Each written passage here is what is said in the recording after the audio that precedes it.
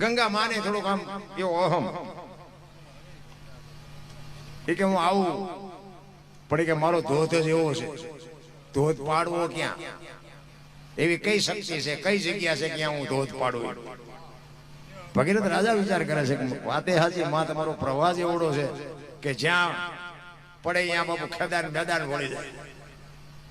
ભગીરથ રાજા ભોળાનાથને કહે છે કે ભોળાનાથ,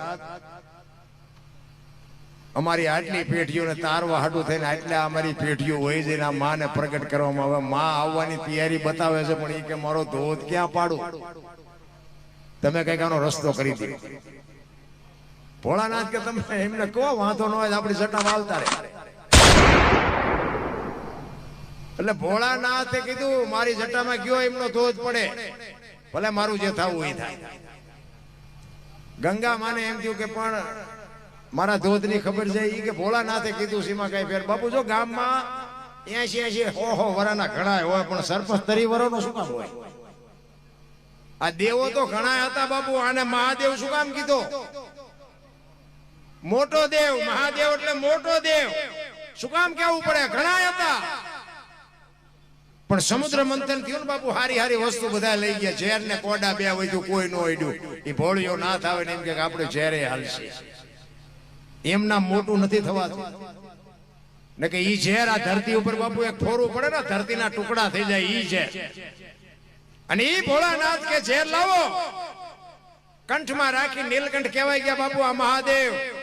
ધારે તો તમને દુનિયા તમારા ઘરે કરાવે અને ધારે તો તમારું ખાવા ધાન ન રહેવા દે. બે વાત ભેગી છે.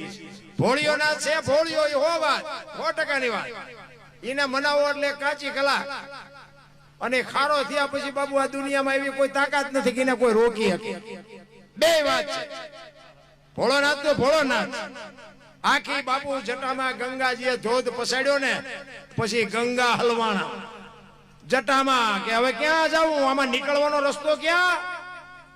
ગંગાજીને એમ થયું કે હવે શું કરવું? હારા હારાના ગુમાન ઉતરી ગયા. ભલા મારા ને તમારા ની ક્યાં વાત. આ રામાયણ નો પ્રસંગ કહો. હનુમાનજી મહારાજ સંજીવની લેવા ગયા ને લક્ષ્મણ માટે, પર્વત ઉપાડીને આવતા હતા, એમને પાવર આવ્યો. હું નો હતો લક્ષ્મણ હું થતા. અયોધ્યામાંથી ભરતે બાણ માર્યું, નાખ્યા હેઠા.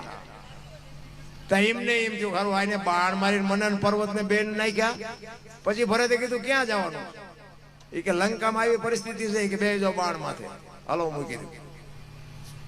હનુમાનજીને પરસો વળી ગયો. હારા હારાના બાપુ ભેગા, કોઈ માનવું જ નહીં મારા કરતા કોઈ મોટું છે એની વેમમાં રહેવું જ નહીં. ક્યારે શું બને કઈ કહેવાથી વાત જ નથી. તમને એક જ વાત કરું કે રામચંદ્ર પરમાત્માની 14 વર્ષ લક્ષ્મણે સેવા કરીને લક્ષ્મણને કઈક હતું કે ના હું કઈક શું એમ. છેલ્લે બાપુ સંતોએ કીધું ભાઈ ભરત જેવો હોવો જો, લક્ષ્મણ નો હાલે. વિચાર કરજો, રામાયણ આખી દુનિયા જાણે છે બાપુ, વાંચી છે, સાંભળી છે. રામાયણ છે ને બાપુ દુનિયા ઊંધી ચિત્રી નાખી છે. રામાયણ છે કઈક સુધી. તમે જો સીતાજી કે લક્ષ્મણ રેખાને ટપ્યા અને હરણ થયું, તો તમે એમ માનો છો કે સીતાજીમાં શક્તિ નહોતી? હે, મિથિલા નરેશની દીકરી અગ્નિનો ગોળો હતો. રાવણ માથે દ્રષ્ટિ પડે ને તો રાવણની રાખ આ દુનિયામાં ન પડે. પણ એ આજની દીકરીઓ માટે બાપુ એ માં ભગવતીએ કેળો કર્યો છે કે જે લક્ષ્મણ રેખા ટપી જાય ને એનું આ દુનિયામાં હરણ જ થાય. રાવણ ગામો ગામ છે, રાવણ મરી ગયા વેમમાં નો રહેતા. જે દીકરો હોય, દીકરી હોય, માં હોય, પત્ની હોય, બાપ હોય, બધાને લક્ષ્મણ રેખા હોય. લક્ષ્મણ રેખા જે ટપી જાય એનું આ દુનિયામાં હરણ જ થાય. 100%ની વાત. અને કેટલાય ટપી જ્યાં છે ને આપણે મોબાઈલ ખોલો તો તરત ખબર પડે કે અહીંયા એક ટપ્યો, અહીંયા એક ટપ્યો. મેળ પડે પછી ટેપ્યા પછી ને કે સીતાજી બાપુ રાવણની તાકાત જ નહોતી. હોનાનું કે હણિયું આવ્યું ને રામચંદ્ર પરમાત્મા હોનાના હણિયાને મારવે. હોનાના હણિયા હોય આમાં તમને કેમ લાગે? અત્યારે અહીં આવ્યું હોય હોનાનું હણિયું તો આપણે ન માની તો રામને નહીં ખબર પડી કે હોનાના હણિયા જ નહીં હતા હોય. પણ એ રામાયણ એમ બતાવે છે કે જે મોહની વાંહે બાપુ દોડે ને એનું વાંહે ઘરમાં પતન જ થાય. રામચંદ્ર પરમાત્મા જો ગયા ન હોત ને તો સીતાજીનું હરણ ન થાત. રામાયણ છે કઈક જુદી. સીતાજીને રાવણ લઈ જાય ને તારે બાપુ માં કહીને બોલાવ્યા છે કે માં તું આવ્યું ને તો મારો બાપ આવે. અને એના ઘરમાં હું જેવી તેવી ચોરી કરું તે મને મારે નહીં, મારે એના હાથે મરવું છે. તમને લઈ જવાનું કારણ આ એક જ. આખા ઘરની બાપુ મુક્તિ અપાવી દીધી, આખા છોકરાનો ને આખા કુટુંબનો ઉદ્ધાર કરી દીધો રાવણે. તો આખી દુનિયા રાવણને વાત કરે છે કે રાવણ આમ રામ. હું તો રામાયણમાં રાવણને કઈ કઈને બે ને પેલા પૈયા લાગુ. આ બે નો હોત તો આપણને આવડો મોટો ગ્રંથ જ આપણી પાસે નો હોત. કઈ કઈને છે ને રામ જે વાલા હતા ને, કૌશલ્યા માને જેટલા વાલા હતા ને એથી 10 ગણા કઈ કઈને વાલા હતા. ઈ વનવાસ આપી શકે. પણ મૂળ વાત બાપુ છે ને મને નથી ખબર પડતી કેમ દબાવી રાખી, પણ અમુક અમુક વાતો બાપુ અમુક સંતો પાસે હું સાંભળું ને તો મને એમ થાય ખરું આ કોઈ કહેતું કેમ નથી. આ અમુક વાતો અમારે થાનની બાજુમાં અવલિયા ઠાકરનું મંદિર, થાનથી ચોટીલા રોડ ઉપર છે ને, તમે નીકળ્યા હોય તો તમે માંડવનું વીડ જોયું હોય. એ માંડવના વીડમાં બાપુ હું બહુ જાતો.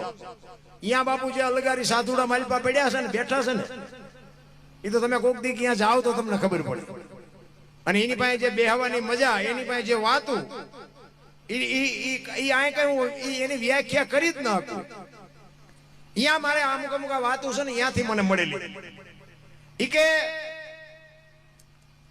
રામચંદ્ર પરમાત્મા અને લક્ષ્મણ બે જયારે બેઠા હતા અને રામે લક્ષ્મણને કીધું કે આપણે કઈ કઈની વાત હતી. કઈ કઈને ઈ કે